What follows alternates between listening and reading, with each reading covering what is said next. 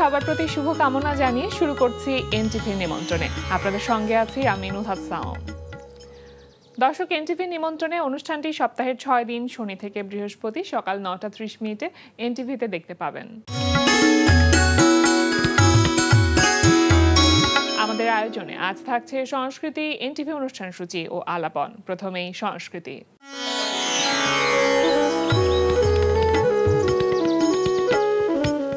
ধানমন্ডি শফিউদ্দিন শিল্পালয়ে অনুষ্ঠিত হচ্ছে তরুণ শিল্পী আবু আল নাইমের carving the self id ego super ego শিরোনামে চিত্রকলা প্রদর্শনী। প্রতিদিন বেলা 11টা থেকে রাত 8টা এই সময়ে প্রদর্শনী চলবে 30 জুলাই পর্যন্ত। এবার এনটিভি অনুষ্ঠান সূচি। এবার জানিয়ে দিচ্ছি এনটিভির আজ রাতের বিশেষ বিশেষ অনুষ্ঠানগুলির সময়সূচি। সন্ধ্যা 6:15 থাকছে সমসাময়িক বিষয় নিয়ে অনুষ্ঠান সংলাপ প্রতিদিন।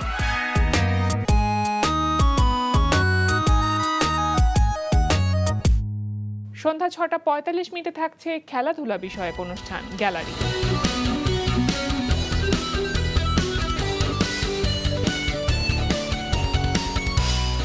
রাত 8:20 থাকছে রান্না বিষয়ক অনুষ্ঠান ফুড ক্যারাভান।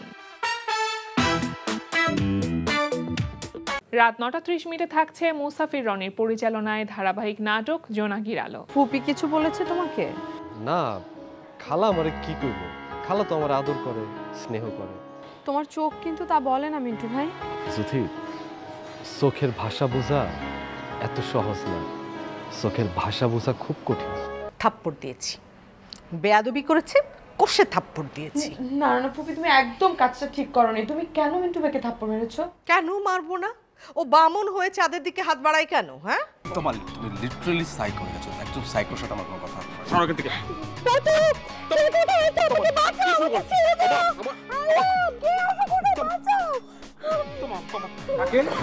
তোমরা এখানে সাহেব ভাই বিশ্বাস করেন, ও জাস্ট আমাকে ফাঁসাতে চাইছে। রাত 11:30 সরাসরি সম্প্রচার হবে টক শো এই সময়।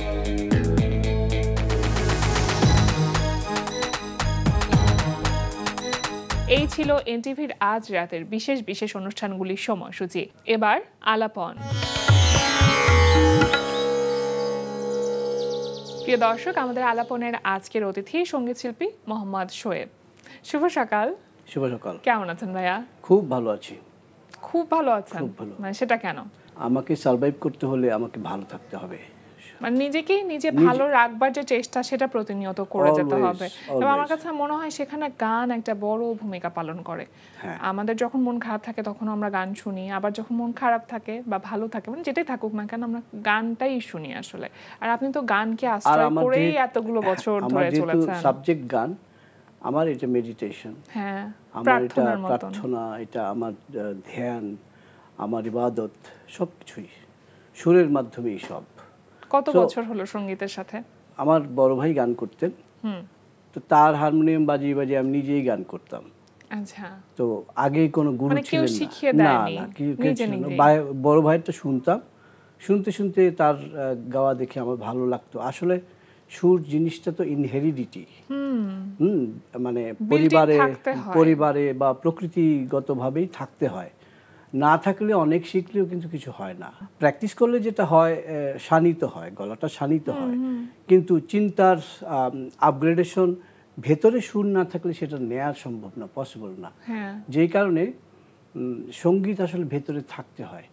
ছোটবেলা থেকেই সুর ভালো লাগতো, বন্ধু বান্ধবের সাথে খেলতাম। আমার যিনি গুরু ছিলেন বাদল চন্দ, উনি রাস্তা দিয়ে গেলে আমি খেলা রেখে দাদার সাথে চলে যেতাম, দাদাও ডেকে নিয়ে যেত, চল যাই ঘুরে আসি। এই যে আপনি যেমনটি বলছিলেন আপনার গুরুর কথা, তো আপনি যখন আপনার গুরুজির কাছ থেকে গান শিখেছেন, এখন আপনি ঢাকা বিশ্ববিদ্যালয়ের সঙ্গীত বিভাগে শিক্ষক হিসেবে আছেন, আপনি এখন শেখাচ্ছেন, আপনার গুরুর প্রভাব একজন শিক্ষক হিসেবে আপনার উপর কি পড়েছে কিনা? পুরোপুরি। কীরকমভাবে পুরোপুরি? ছোট্ট গল্প বলি। হাফ প্যান্ট পরা, ঘুমিয়ে আছি, রাতে গুরুকে দাদা বলতাম, খুব সুন্দর চেহারা, হেমন্ত মুখার্জির মতো। আচ্ছা। তো প্রেম কি জিনিস তো জানতাম না, প্রেম মনে হতো গুরুর প্রতি। আচ্ছা। গুরু আসলে, গুরুকে দেখলে তার সুর শুনলে এমন একটা মোহিত একটা ব্যাপার কাজ করতো, মুগ্ধতা, যে আর কিছু চাই না। তো এসে জিজ্ঞেস করলো ছেলেটা কোথায়, বাড়িতে হয়তো বলছে যে ও তো ঘুমিয়ে পড়েছে। ও আমি হয়তো ঘুমের মধ্যেই, বা কেউ এই দাদা এসছে তো ঘুমাচ্ছে, আমার হয়তো কানে চলে গেছে। আমি কিন্তু উঠে পড়েছি, উঠেছি। দাদা বলছে কি রে উঠে পড়েছিস? দাদা চল যাই। শহরেই আশেপাশে থাকে না অনেক গাছ টাছ আছে, নিচে বসা যায়, তো উনি আমাকে এরকম নিয়ে যেতেন। আমি ধরেন যেরকমভাবে গান শিখেছি পাগলের মতো, বাসায় কোলবালিশ রেখে চাদর মুড়ি দিয়ে চলে গেছি হোল নাইট খেয়াল শুনতে, ক্লাসিক্যাল প্রোগ্রাম শুনতে। বাড়িতে দেখেছে যে ও তো ঘুমাচ্ছে, কিন্তু সারা রাত গান শুনেছি। এইটা কি এখন পসিবল? শিল্পীকে তৈরি হতে হয়, এবং সেই তৈরির জন্য যে পরিমাণ সাধনা, যে পরিমাণ পরিশ্রম, সংগ্রামের ভেতর দিয়ে যেতে হয়, সেটার আসলে মূল্য দেওয়া মনে হয় কারো পক্ষেই সম্ভব না। একটি গান শুনবো আমরা এখন। আমি যেটা গাইবো সেই গানটা 2015-16 দিকে গানচিল থেকে বের হয়েছিল। অদিতের সুর এবং আসিফ ইকবালের লিরিক। এই গানটা খুব পপুলার হয়েছিল সেই সময়, সেই গানটা গাচ্ছি।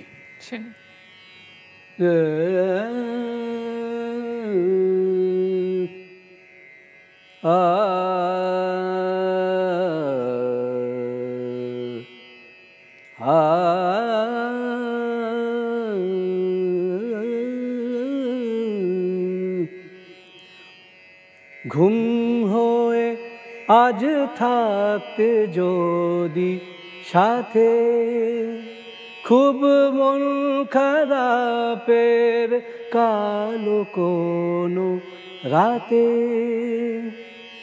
ঘুম হয়ে আজ থাকতে যদি সাথে, খুব মন খারাপের কালো কোনো রাতে, আমার স্বপ্ন জুড়ে ভাসতো ঠিকই হাজার তারার সারি, বলতে তুমি তোমায় ছাড়া বাঁচতে কি আর পারি, ঘুম হয়ে আজ থাকতে যদি সাথে, পানি সারে গারে পামাগা, সারে গারে সাসানি পাসারে সা রে পা পা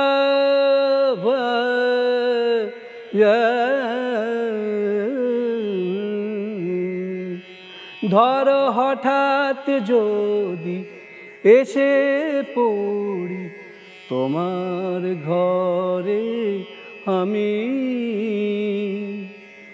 বলি চলো শুধু দুজনে মিলে চাঁদের নীলে পথে নামি,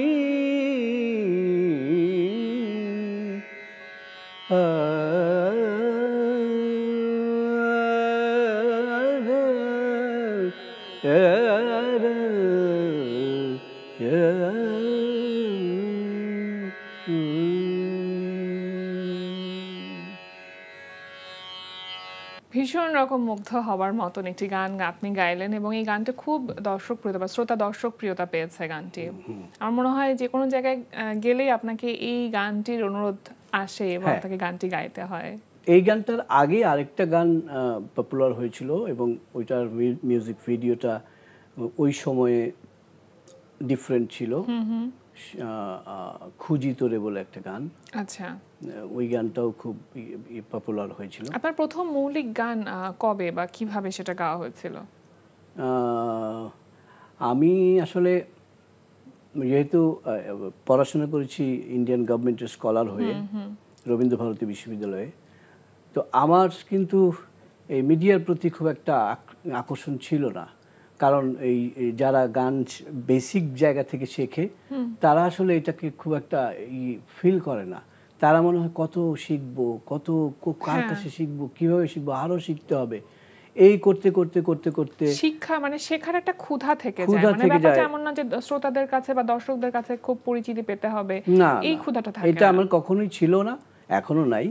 তো তারপরে ইন্ডিয়া বাংলাদেশ করতে করতে করতে করতে গেল। কখন কোথায় কোন টেলিভিশনে কি হচ্ছে জানতাম না। আমি ফাইনালি 2008-এ যখন আসি তখন অদিত আমাকে একদিন রাস্তায় পেয়েছে, আরে শোয়েব ভাই আপনাকে খুঁজছি, পাই না, অনেকদিন আপনার সাথে দেখা নাই, প্লিজ একটু স্টুডিওতে আসেন। এই অদিতের এখানে যেতাম, আস্তে আস্তে আবার কানেকশন থাকতো না, এই করতে করতে একসময় গিয়ে সে বললো, শোয়েব ভাই প্লিজ একটু আসেন না। তারপরে মাঝখানে কিছুদিন গেলাম, যেতে যেতে সে বললো, শোয়েব ভাই আপনার জন্য গান চিন্তা করেছি। আচ্ছা, ওই গানই হচ্ছে যে ঘুম হয়ে। এই গানটা তার মানে এটা প্রথম মৌলিক গান বলা যেতে পারে না, এইটার আগে ছিল আসলে খুঁজি তোরে। আচ্ছা, ওই গানটা প্রথম, ওই গানটার পরে এই গানটা ওইটাকেও বেশি ছাড়িয়ে পপুলার হয়ে যায়। আপনার একটা গানের দল ছিল গান পাগল, সেটা মানে কবে থেকে শুরু করেছিলেন? মানে যখন থেকে স্টুডেন্ট লাইফ? এইটা শুরু করেছিলাম না, স্টুডেন্ট লাইফ না, আমি ওই 15-16 পরই অর্ণবের সাথে, অর্ণব অ্যান্ড ফ্রেন্ডস বলে তার একটা দল ছিল। অর্ণব অ্যান্ড ফ্রেন্ডসে অর্ণব রিকোয়েস্ট করলো, শোয়েব ভাই আমাদের সাথে একটু গান বাজনা করেন। তো ওদের সাথে যোগ দিলাম, দিয়ে অনেক শো করলাম, মানে দেশে বিদেশে প্রচুর শো করলাম। কনসার্ট করেছেন অনেক? প্রচুর কনসার্ট, মানে দেশে বিদেশে মানে লেগেই থাকতো। তো বছর 2-1 তাদের সাথে কাজ করেছি। হতে হতে তখন আমার কিছু স্টুডেন্ট, আমার কাছের মানুষরা, এরা বললো যে আপনি শোয়েব ভাই এরকম, আপনি এই রকম গান বাজনা করেন বা এই ধরনের জায়গাটা আপনার উঁচু, এই জায়গায় আপনি নিজেও তো কিছু করতে পারেন, আপনি শুধু অন্যদের সাথে গাচ্ছেন, আপনার নিজের তো একটা আইডেন্টিটি থাকা দরকার। ওরা জোর করেই একটা করলো, আমি ঠিক আছে ওকে চলো প্র্যাকটিস করি, দেখি কি হয়। গান পাগলের সাথে কত বছর থাকলেন আপনি তাহলে? গান পাগল সম্ভবত 3-4 বছর ছিল। 3-4 বছর। ওটা বেশ কিছুদিন করার পর এরপরে অনেকদিন করেছি, করার পর আস্তে আস্তে যে করোনা আসলো, করোনার মহামারীর পরে একটা ব্রেক হয়ে গেল। ওই সময় আসলে গান বাজনা কি করব, মানুষ তো তার জীবন নিয়ে শঙ্কিত, জীবন জীবিকা সমস্ত কিছু নিয়ে ওই সবই ভেঙে গেল আস্তে আস্তে। তারপরে আরো একটি দল এখন করোনার পর আমার সাথে যে বেস প্লেয়ার ছিল সে কিন্তু লেগেছিল আমার সাথে যে শোয়েব ভাই কিছু করা দরকার। তো আমি যখন বলছিলাম যে আমি তো আমার মতো যে আমার চিন্তার মিউজিশিয়ান পেতে হবে, যারা আমার মতো সমমনা, সমমনা, এবং যারা নিজের খেয়ে বনের মোষ তাড়াবে, মানে নিজের ঘরের খেয়ে বনের মোষ তাড়ানো। তো কেন বলছি এই কথা, কারণ বেশিরভাগ মিউজিশিয়ানই তারা খ্যাপ বাজায়, মানে পয়সা দিলে আসবে, নয়তো কেউ খিদা নিয়ে আসবে না, মানে সবাই জীবিকার তাগিদে ছুটছে। এক্স্যাক্টলি, মানে ব্যান্ড করা মানেই তো অনেক দিন প্র্যাকটিস করব, অনেক করব, প্রথমেই পয়সা আসবে না, আত্মার ক্ষুধা বলতেও তো একটা ব্যাপার থাকে। তো আমাদের চিন্তার মতো যে আসবে তাকে নি। তারপরে এরকম আমাদের আগে গান পাগলের আগে ড্রামার ছিল রাজু, তো রাজুকে এসে রাজু বললো যে শোয়েব ভাই আচ্ছা আমি তাহলে থাকবো। রাজু, তারপরে এর সাথে আমাদের অ্যাড হলো জাহিন রশিদ, জাহিন আর্ট সেলে বাজাতো, আমাদের সাথে জয়েন হলো। সে তাও প্রায় 3 বছর আগে আমরা চিন্তা করলাম, গান করলাম, আরোহী তৈরি করলাম। এবং আরোহী আমরা 2 বছর টানা প্র্যাকটিস করে, আমরা কত শো করিনি, আমরা প্র্যাকটিস করে অ্যালবাম করলাম আরোহীর। অ্যালবামের নাম দিয়েছি ভোর। এবং এইটার বিশেষত হচ্ছে যেহেতু আমি ক্লাসিক্যাল মিউজিক নিয়ে পড়াশোনা করেছি এবং তাদের মধ্যেও ক্লাসিক্যাল মিউজিকের প্রতি তাদের ভালো লাগা আছে, এবং তারা সাইমেলটেনিয়াসলি তারা আবার ওয়েস্টার্ন মিউজিক নিয়ে তারা কাজ করে, এবং দুটোকে আমার ইচ্ছা ছিল যে দুটোকে ব্লেন্ড করব। মানে যে কনফিউশন মানুষ বলছে যে ফিউশন, যেটা কনফিউশন থাকছিল সেটাকে আমরা রূপ দেওয়ার চেষ্টা করলাম যে তাহলে প্রপারলি ওয়েস্টার্নের সাথে ক্লাসিক্যাল মিউজিকও থাকবে এবং আমাদের যে নিজস্ব সংস্কৃতি সেটাও থাকবে। এটাকে ব্লেন্ড করে আমরা একদম পিওর ক্লাসিক্যাল আছে। এটা খুব কঠিন এবং একই সাথে চ্যালেঞ্জিং, কারণ পরিমিতি বোধের একটা ব্যাপার আছে। এটা একটা আছে, আরেকটা হচ্ছে লিসনাররা কিভাবে নিবে, প্রথমে ওরা গ্রহণ করবে কিনা, সবকিছু মিলে। কিন্তু আমরা যে আমাদের ভাবনা যেটা, কেউ শুনলে শুনবে, না শুনলে না শুনবে, আমি আমার ক্ষুধা মেটাচ্ছি। শুনবে অসুবিধা নেই, না শুনুক, কিন্তু যারা শুনবে তারা আমাদেরকে শুনবে। সঙ্গীত শিল্পী হিসেবে আমার দায়বদ্ধতার জায়গা থেকে আমি কাজ করে যাব। সামনে আসলে কি ভাবছেন? সামনে ভাবছি কাজ অনেক করে রেখেছি, সেগুলো একটাও বেরোচ্ছে না। কোক স্টুডিওতে গান করেছিলাম সিজন 3-তে, সেটা তো বন্ধ হয়ে রয়েছে। সিনেমার গান করেছিলাম, ওখানে পারফরমেন্সও করতে হয়েছে, মানে গানটা অদিতের করা গানটা যেই রকম হয়েছিল তাতে ডিরেক্টর বলছিল যে আপনি যেভাবে গেয়েছেন তাতে অভিনেতা এটা লিপস করতে পারবে না। আচ্ছা, তো প্লিজ আপনাকে থাকতে হবে। হ্যাঁ, তো আমরা আমরা একদম সিলেটে গিয়ে আমরা একটা মাজারকে ওরা সাজিয়েছিল, যে একটা সুফি টাইপের গান, ওখানে ডিরেক্টর সহ আমি, অদিত, যারা মিউজিক করেছে সব পুরো দল গিয়ে আমরা ওখানে শুট করেছি। আচ্ছা, তো সেই গানটি কি আমরা এখন একটু দুটো লাইন শুনবো? না, এটা শুনবো না, কারণ যেহেতু এখনো বের হয়নি এটা। আচ্ছা, আনরিলিজড ট্র্যাক যেহেতু, সুতরাং সেটা পরের বারের আড্ডার জন্য থাকুক। আজকে এখন আমরা একটু অন্য কোনো গান শুনি তাহলে। এটা অনেকদিন আগে টিউন করা, এটা কখনোই আমি ট্র্যাক বানাইনি। ট্র্যাক বানাবো হয়তো, কিন্তু এটা এমনি এমনি আমি গাইতেই থাকি, প্রোগ্রামে গাই, বিভিন্ন জায়গায় গাই, অনেকে জানে গানটা, তো আমি এখনো রেকর্ড করিনি, রেকর্ড করব। বরষার গান ভালো লাগে না আমার, তুমি প্রিয় না এলে, বরষার গান ভালো লাগে না আমার, তুমি প্রিয় না এলে, হৃদয় খুশিতে ভাসে না আমার, হৃদয় খুশিতে ভাসে না আমার, ভাসে না আমার, হৃদয় খুশিতে ভাসে না আমার, গোপন কথা না হলে তুমি প্রিয় না এলে, কাটে রজনী দিবস কেন হায় এলে না তুমি,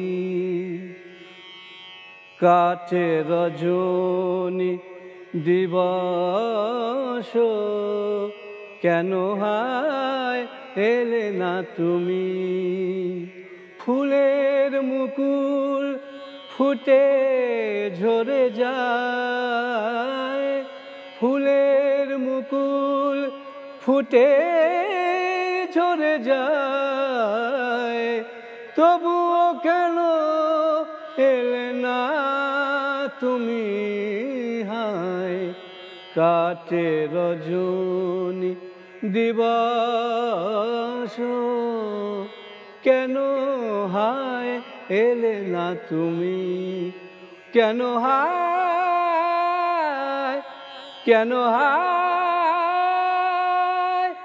এলে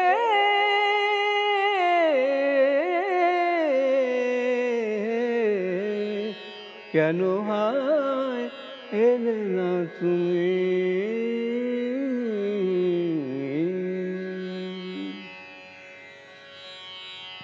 অসম্ভব সুন্দর, আমার কাছে মনে হচ্ছিল অন্য একটা জগতে মনে হয় চলে গেছি।